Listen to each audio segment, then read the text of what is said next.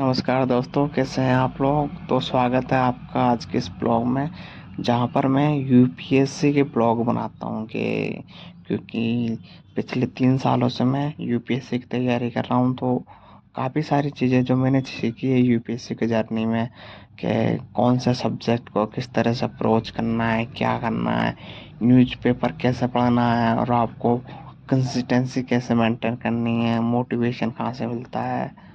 बहुत सारे सवाल हैं जो मैंने फेस किए हैं जब मैं तैयारी कर रहा था। हालांकि तैयारी मैं अभी भी कर रहा हूँ, क्योंकि जब मैं पिछले 3 सालों से तैयारी कर रहा था तो मैंने प्रीलिम्स के 3 अटेम्प्ट दिए थे यूपीएससी के।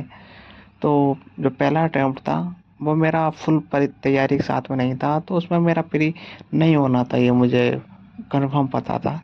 लेकिन जब मैं सेकंड अटेम्प्ट देने गया तो जैसे सभी को पता है कि 23 का जो पेपर आया था वो बहुत टफ आया था, जीएस का भी और सी सेट का भी। तो क्योंकि जीएस काफ़ी समय से पढ़ते आ रहे हैं और प्रैक्टिस किए, तो जीएस में मेरे अच्छे मार्क्स आए थे। लेकिन सी सेट एकदम से कुछ नया ही आ गया, समझ ही नहीं आया कि पेपर हुआ क्या क्या आ गया। और क्योंकि पेपर ऐसा लग रहा था करने में, जब कर रहे थे यार ये पेपर बहुत आसान है, लेकिन करने में एक क्वेश्चन को 5 से 6 मिनट लग रहे थे, जिसके कारण कितना समय चला गया पता भी नहीं चला। और जब लास्ट में जाके देखा तो यार, देखा यार कितने से क्वेश्चन हुए हैं, अब इतने क्वेश्चनों से क्या होगा। तो कुछ एक्स्ट्रा क्वेश्चन मैंने कम समय में अटेम्प्ट किए, जिसकी वजह से मेरा सी सेट रह गया और मेरे 65.23 मार्क्स आए आए थे। तो ऑब्वियस सी बात है, अगर 33% मेरे पास आए नहीं, मार्क्स आए नहीं सी सेट में, तो मैं रह गया। तो अगेन तैयारी की मैंने, फिर से 24 में जब अटेम्प्ट देने गया तो पेपर डुएबल था, ठीक है ना। कुछ मेरी मिस्टेक्स थी और कुछ पता भी नहीं है अभी तक कि कौन से पेपर में कितना गलत हुआ, क्योंकि ना हर कोचिंग की आंसर कीज अलग अलग होती है, किसकी क्या आंसर की होती है, कोई क्या बताता है, तो समझ में नहीं आता यार इसका आंसर क्या है, इसका आंसर क्या है। तो सिलेक्शन तो नहीं हुआ, ये बात मुझे पता थी। तो ठीक है यार, अब बहुत बहुत टाइम हो गया, धीरे धीरे कर रहे हैं। तो अब मैंने फिर से अपने आप को तैयार किया, प्रिपेयर किया एक और अटेम्प्ट के लिए। तो क्योंकि मैं ये अटेम्प्ट फेलियर झेल नहीं सकता, कि मैं फेल होना नहीं चाहता।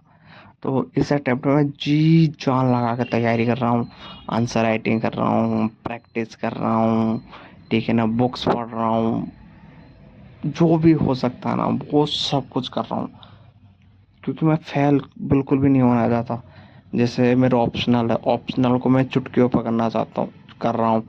हिंदी साहित्य मेरा ऑप्शनल है, तो उसको मैं बहुत अच्छे से कर रहा हूँ, एक एक चीज़ें पढ़ रहा हूँ, ठीक है ना, आंसर राइटिंग कर रहा हूँ, उनको देख रहा हूँ कि यार मैं कहाँ पर गलतियाँ कर रहा हूँ। फिर इसके बाद में ऐसे है, क्योंकि ना यूपीएससी फिलोसफिकल ऐसे बहुत ज़्यादा पहुँच रही है। इस साल भी 2024 में जब अभी पेपर आया था 4-5 दिन पहले, तो मैंने देखा था, तो हर टॉपिक ऐसे का डुएबल था, मेरे लिए डुएबल था, क्योंकि काफ़ी प्रैक्टिस की है और मैं प्रैक्टिस कर रहा हूँ, तो समझ में आया ऐसे का पेपर, ठीक है। तो ऐसे का हो गया। जैसे पेपर नंबर 4, जो जिसको हम एथिक्स का बोलते हैं, एथिक्स, ठीक है ना, वो भी बहुत आसान आया था। हालांकि लेंदी था, वो बहुत ज़्यादा लेंदी था, उसको करने में 3 घंटे कम ही पड़ते हैं, लेकिन यहाँ प्रैक्टिस से ही होता है, ठीक है। जितना ज़्यादा प्रैक्टिस करेंगे उतना हो जाएगा। हर इंसान यही तो बोलता है कि यार आप प्रैक्टिस करते जाओ, जो भी है वो सब कुछ ठीक हो जाएगा, मतलब प्रैक्टिस से। तो जैसे हुसैन बोल्ट है, ठीक है, रनिंग करता है, तो उसने भी प्रैक्टिस की है, तब जाके वो आज इस मुकाम पे है, तो प्रैक्टिस हो जाता है। जीएस पेपर 1 है, 2 है, 3 है, सारे पेपर अगर आपने अच्छे से तैयारी करते हैं ना तो हो जाता है। बस दिक्कत कहाँ आती है कि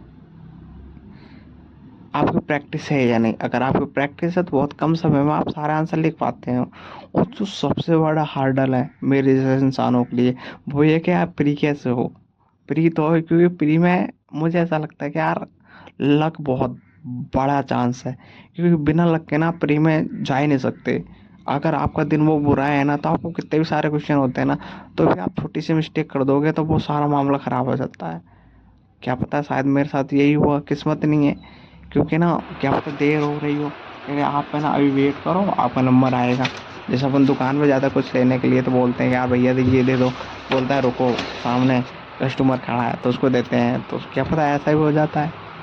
लेकिन जो भी हो, बहुत कुछ हो गया ज़िंदगी में, अब कर रहे हैं फिर से तैयारी। और इस बार इतनी खुद को कॉन्फिडेंस है कि मेरा हो जाएगा, प्री हो जाएगा, इंटरव्यू हो जाएगा, मेंस भी हो जाएगा। तो तीनों स्टेज हैं जो हो जाएगी, क्योंकि ना तैयारी में जी जान लगा के कर रहा हूँ। तो वही है।